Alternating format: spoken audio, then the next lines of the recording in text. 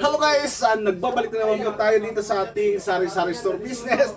At eto nga po guys ay linggo. Alam naman natin ng linggo ay talagang busy-busy dito sa ating tindahan. So eto at kunting-kunting updated lang po tayo guys. Napakarami pong nagko-comment dito sa ating vlog kung magkano daw yung ating puhunan dito sa ating tindahan at magkano daw po yung ating laman ng tindahan ngayon. So napakarami po yung nagko-comment dito sa Facebook page po natin at saka dito sa ating YouTube channel. So eto guys, ang masasabi ko kung gusto nyo talagang mag-start ng tindahan ay maliit man o malaki ang capital nyo ay wala pong problema yan guys. Kung magkano lang po yung kayang simulan ay mag-start po kayo doon. Magsimula po kayo sa basic para mas maganda pong hawakan yung maliit na kapital kaysa naman yung nandoon ka sa malaki tapos wala ka naman knowledge sa pagpapatakbo ng business ay medyo baka magka-problema ka bandang kalagitnaan at ikaw ay ma-stretch at sumakit po ang iyong ulo. So kagaya ko, nag-start po tayo ng 30,000 guys dito sa ating tindahan at talagang unti-unti po tayong pinapalagot to at niro-rolling po natin yung ating tindahan para naman ay mabilis ang kanyang paglago. Dahil alam naman po natin dito sa ating location ay napakaganda nga po dahil katabi nga po natin yung court at saka yung basketball, yung ating school. So yun, sa lahat po ng gustong magtayo ng tindahan,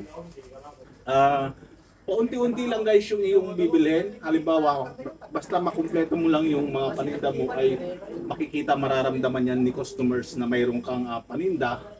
Si customers ay unti-unti yan na hinahatak mo, unti-unti mo yan minamagnet.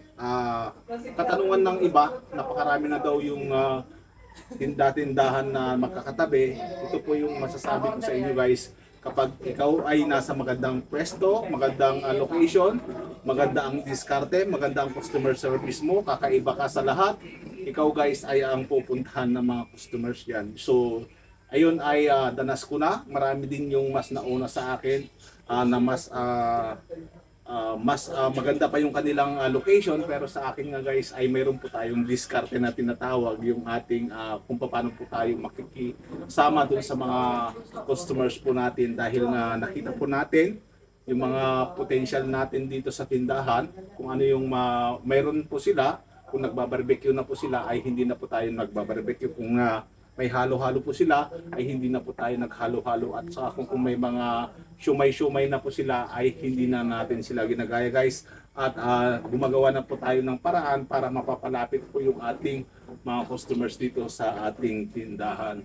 Malaki na rin guys yung pagbabago ng ating tindahan magmula nung mayroon tayong expansion at saka yung ginawa po natin dito yung may yero na po dito sa taas, kaya silipin po natin yung mga kabataan gusto magtambay dito. So ayan sila at nag-ano nga po sila dyan. Tapos ngayon guys ay meron na po tayong wifi. So ito yung ating panghatak pang isa dito sa mga customers po natin, dahil meron na po tayong free wifi muna dito ng isang buwan po tayo magkakaroon ng free wifi para dito sa ating mga customers guys, para mas attractive yung ating tindahan dahil mayroon na po tayong Starlink.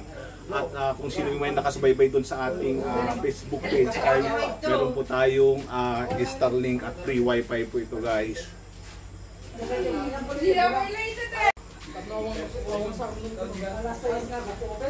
So ayun guys, ang latest updated po natin dito sa ating tindahan. So mabenta na po yung ating Red Horse at natatanggap na po ng ating mga customers yung pagtaas po natin ng Red Horse ay okay na po sa kanila.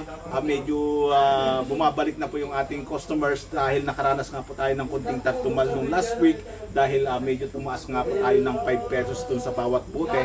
Kaya yun, bumabalik na po yung ating mga customers ngayong weekend ay talaga pong marami po tayong benta ng Red Horse. So ito po yung maganda sa lahat ng ating tindero-tindera. Kapag ikaw ay nagbukas, ay automatic po yan na may kikitain ka. Maliit man o malaki yung benta mo, at least mayroon po yung pumapasok dyan sa tindahan mo, kaysa naman yung tambay ka na walang trabaho, ay mas maigi na po yung mayroon kang pinakakakitaan na kahit konti-konti lang yan. Mega shoutout sa lahat ng ating mga tindera-tindero, mga ka-team kasari ko dyan. Mega shoutout po sa inyong lahat, sa lahat ng ating mga OFW na napakarami pong sumusubaybay dito sa ating mga vlog. dahil OFW din po ako noon, ay related po ako sa inyo dahil halos isusubo mo na nga yung pagkain ay ipapadala mo pa sa Pilipinas. So eto, mabuhay po kayong lahat at saludo po ako sa inyo. Mag-ipon po kayo at kung sino yung mga gustong magtayo ng sari-sari store kagaya nito, ay simulan nyo na yan guys bago kayo umuwi kayo, ay kailangan may plano na po kayo guys. So ayun, mega shout out talaga sa lahat ng ating mga solid subscribers at saka followers dyan. Thank you very much sa inyo. So hanggang sa susunod na vlog po natin ulit, ay update lang po tayo sa ating mga nangyayari dito sa ating tindahan.